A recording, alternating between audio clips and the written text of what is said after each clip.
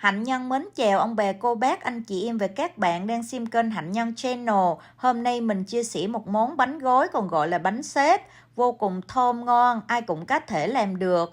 Cách làm như thế nào thì Hạnh Nhân mời ông bà cô bác anh chị em và các bạn cùng vào bếp làm với Hạnh Nhân nha. Nguyên liệu vỏ bánh thì em có 250g bột mì đa dụng. Anh chị cũng có thể dùng bột mì số 8 đều được. 2 muỗng canh bột chiên giòn bằng 60g, 3 muỗng canh dầu ăn, 1/4 muỗng cà phê muối, 1 quả trứng, 120ml nước lọc. Phần nhân bánh thì em có 100g thịt xay, 150g tôm băm nhuyễn hoặc xay đều được, 4 tay nấm trắng. Anh chị cũng có thể dùng nấm hương hoặc nấm rơm thay thế đều được hết. 10g nấm mèo khô, 15g bún tàu, 2 cọng hành lá, 1 củ cà rốt, nửa củ hành tây, 2 củ hành tím, 3 quả trứng gà. Anh chị có thể dùng trứng cút thay thế do gia đình em có người không ăn được trứng cút. Còn các gia vị nêm nếm em sẽ nói sau trong quá trình em nấu. Bây giờ Hạnh Nhân mời ông bà cô bác anh chị em và các bạn vào bếp cùng thực hiện với mình nha. Đầu tiên thì em đi pha bột để làm bánh. Em cho vào thau 250g bột mì, tiếp đến 60g bột chiên giòn em cho vào luôn, 1/4 muỗng cà phê muối em trộn, rồi em cho tiếp vào bột 3 muỗng canh dầu ăn, 1 quả trứng gà, em khuấy từ từ cho các hỗn hợp nó dính vào nhau. Em cho bột chiên giòn vào đây á, là để cho cái phần vỏ bánh á, khi chiên ra nó được giòn. Còn anh chị á, không thích bỏ qua cũng không sao, anh chị chỉ cần dùng một loại bột mì cũng được. Em cho trứng gà vào á, là để làm cho cái bánh của mình á, nó xốp. Rồi bây giờ em dùng tay em bóp. Em bóp như vậy á, là để cái phần dầu vào cái phần trứng á, nó hòa quyện vào với bột. Ở đây em có 120ml nước lọc. Em cho từ từ vào bột.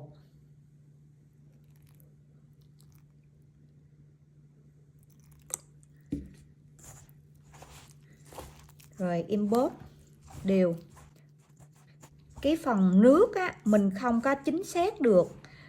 Đôi lúc nó lên một xíu và đôi lúc nó xuống một xíu, là tùy theo các loại bột đó anh chị em cô bác.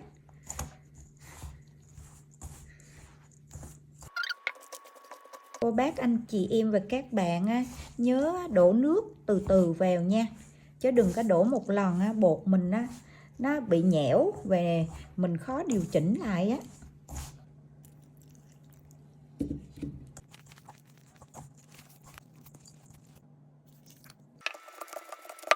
Mình nhồi cho đến khi nào bột của mình á, nó dẻo lại và nó không còn dính ở trên tay nữa là bột của mình được.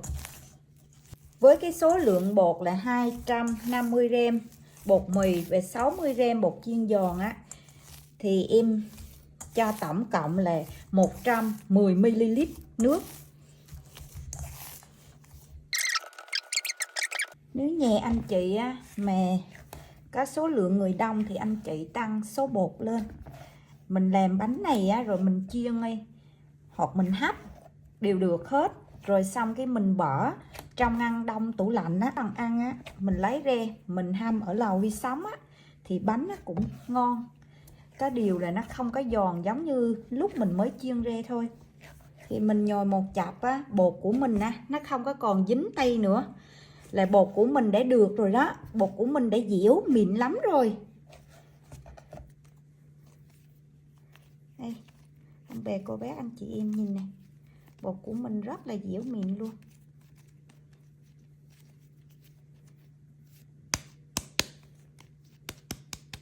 Em cho bột vào tô về em đậy màng bọc thực phẩm lên bột để cho bột nghỉ 30 phút đến 50 phút. Tiếp đến thì em đem nấm mèo và bún em đi ngâm. Trứng này em đem đi luộc và em bóc vỏ luôn. Nấm mèo bún tàu bây giờ nó cũng để nở rồi. Em cắt nhuyễn ra.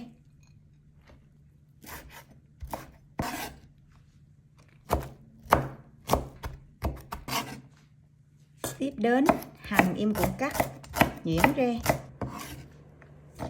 Hành lá em cũng cắt nhỏ ra luôn. Nấm này em cũng cắt nhuyễn ra.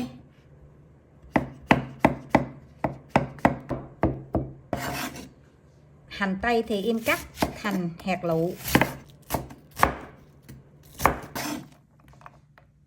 Cà rốt thì em cũng cắt ra thành hạt lựu luôn. Em chỉ dùng một nửa củ cà rốt thôi, còn nửa củ này lát nữa mình làm chua chua. Củ cà rốt đây thì em tỉa thành cái hoa, rồi em cắt mỏng để lát nữa mình ăn kèm.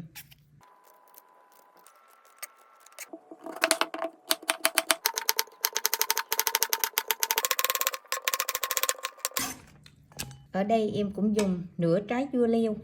Anh chị cũng có thể dùng củ cải hoặc là đu đủ cũng được. Mình cũng tỉa hoa cho nó đẹp.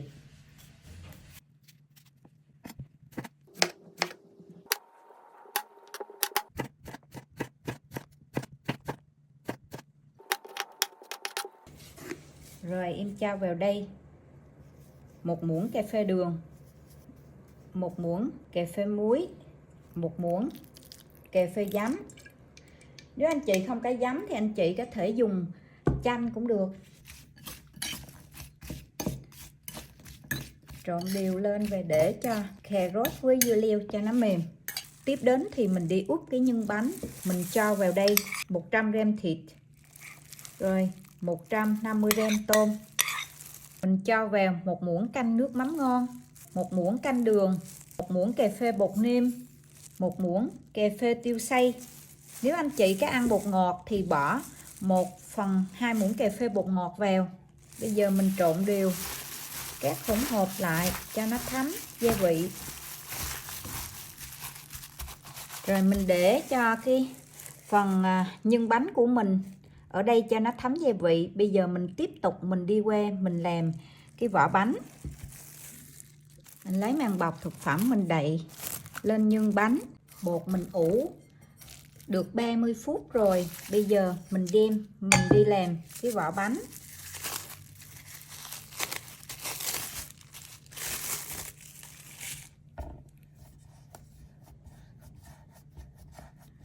Mình không có nhồi lại nữa, lăn thành cái khối dài như vậy. Rồi mình chia bột ra, mình chia thành 4 phần.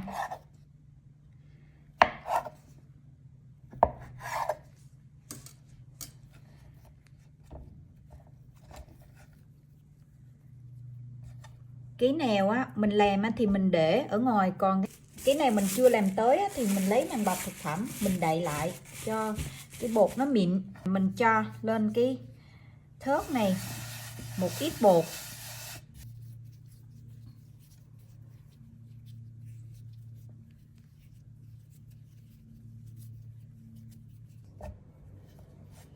Mình dùng cái cây cán bột này nè, mình cán.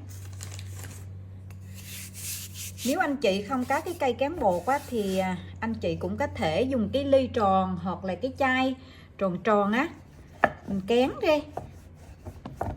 Mình cán đều về, cán thật mỏng.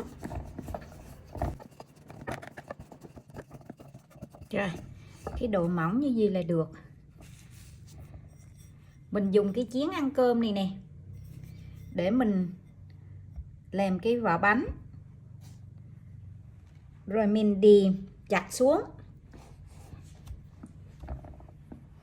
Rồi mình cứ kéo những cái ấy bột ra.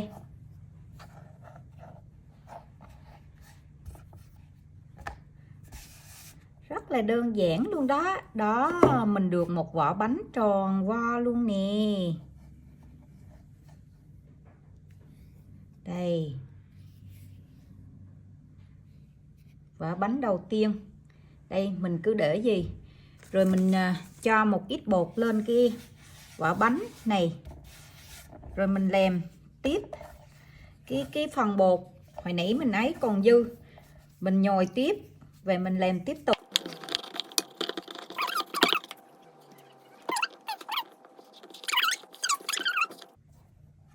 Đây mình có cái vỏ bánh thứ hai, tròn do mịn mỏng vừa, rất là đẹp luôn. Đây mình đậy lên này, mình bỏ lên gì.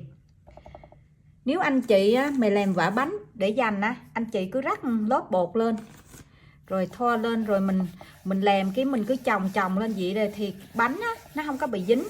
Về lần lượt mình làm hết số bánh còn lại.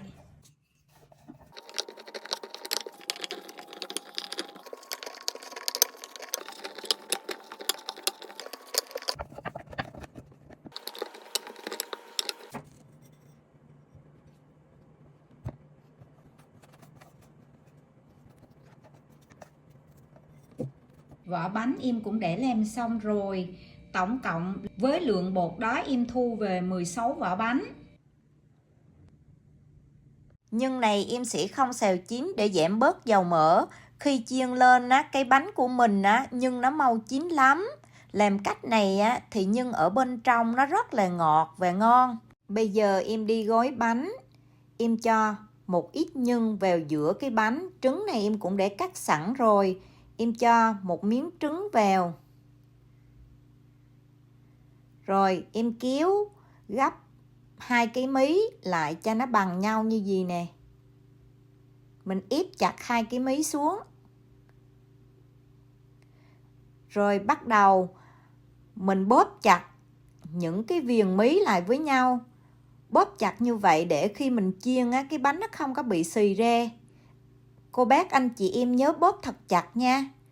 Các cái mí phải khít lại với nhau như vậy đó. Nếu cái mí bánh của mình nó khô, anh chị lấy một ít nước á, thoa xung quanh cái viền mí. Rồi bây giờ em tạo hình, có nhiều cách tạo hình nhưng cách này là dễ nhất. Mình ấn những cái viền bánh, mình lấy cái ngón tay cái của mình á, mình ấn theo từng viền bánh với nhau. Cách này là dễ dàng lắm luôn á. Mình ấn chặt vào, nó sẽ ra cái kiểu bánh.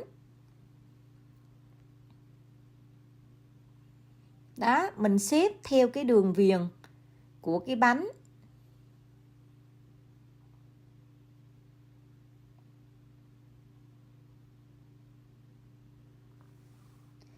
Cái đầu tiên thì nó sẽ khó, nhưng cái thứ hai nó sẽ quen dần và nó sẽ dễ làm. Rồi, cái mí cuối cùng mình cũng ấn vô. Đây. Vậy là em có được chiếc bánh đầu tiên, rất là dễ thương luôn nè. Rồi bây giờ em sẽ làm tiếp cái thứ hai để cho cô bác, anh chị em và các bạn nhìn thấy nó rõ hơn.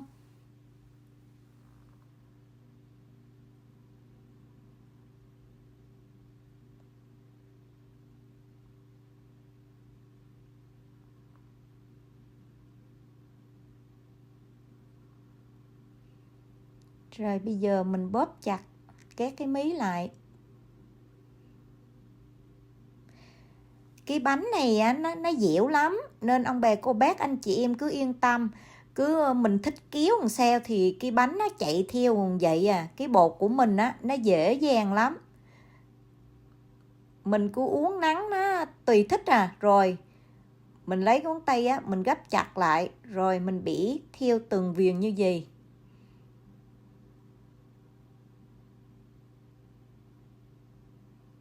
Cứ lần lượt mình xếp theo cái viền của bánh, nó sẽ ra cái hình.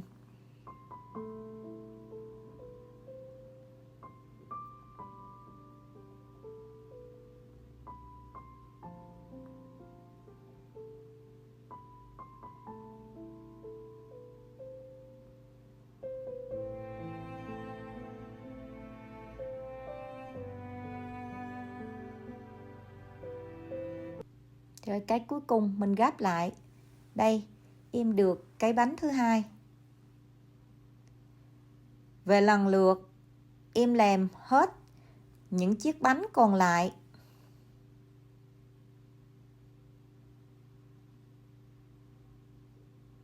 Mí bánh cá khô thì cô bác anh chị em nhớ thoa một xíu nước xung quanh các miếng bánh nha, để mình bóp các mí bánh lại cho nó dễ dàng.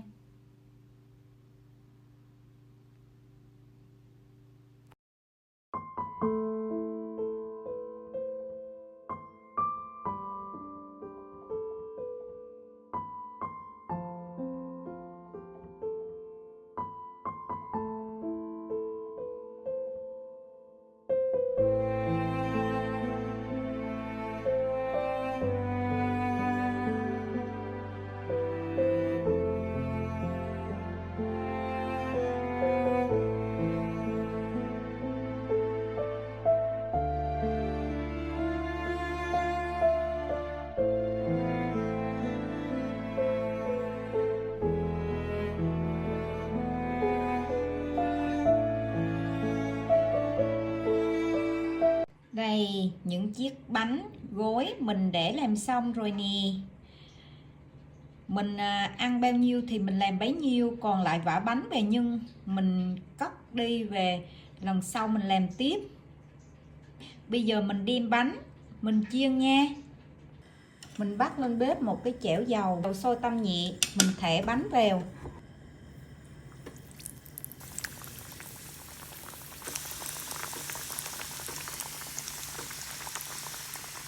Mình vặn lửa trung bình để mình chiên bánh. Đừng có vặn lửa lớn quá, và cũng đừng có vặn lửa nhỏ quá. Về bánh nó mau vàng nên mình trở liên tục cho bánh.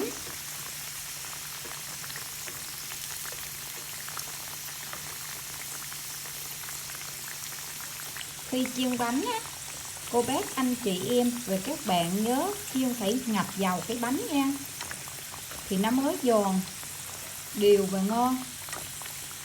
Bây giờ bánh của mình cũng đã chín vàng đều rồi, mình vớt bánh ra.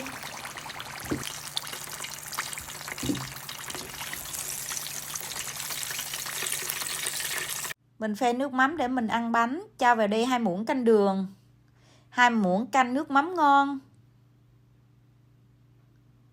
4 muỗng canh nước lọc,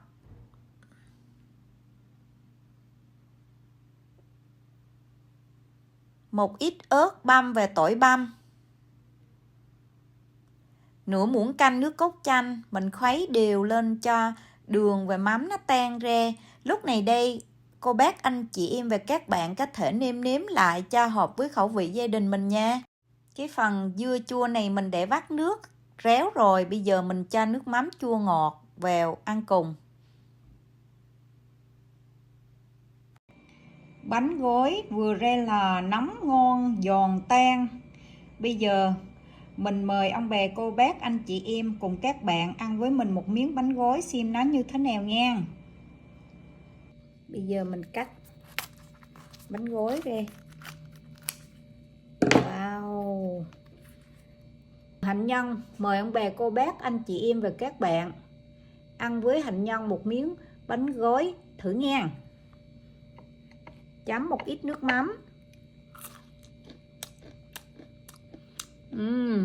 Khi ăn vào á thì cái vỏ bánh ở ngoài á nó giòn lắm, mà bên trong á những cái nhân á nó rất là ngon, nó hòa quyện rất là ngon luôn. Mà ăn kèm với nước mắm chua chua ngọt ngọt nữa, vô cùng ngon và đặc sắc. Kèm thêm một ít rau nữa là tuyệt vời luôn. Cái này á mình nấu mình đổi món cho gia đình mình. Khi nào mà gia đình mình ngán ăn cơm thì mình nấu cái này, mình làm bánh này để cho gia đình mình ăn cũng rất là ngon. Những cái bánh gối xinh xinh dễ thương. Với cách Hạnh Nhân chia sẻ hôm nay, mình mong ông bà cô bác anh chị em và các bạn làm thành công món bánh gối này cho gia đình mình ăn. Hạnh Nhân xin cảm ơn ông bà cô bác anh chị em và các bạn để xem hết video. Mình xin tạm biệt và hẹn gặp mọi người video tiếp theo.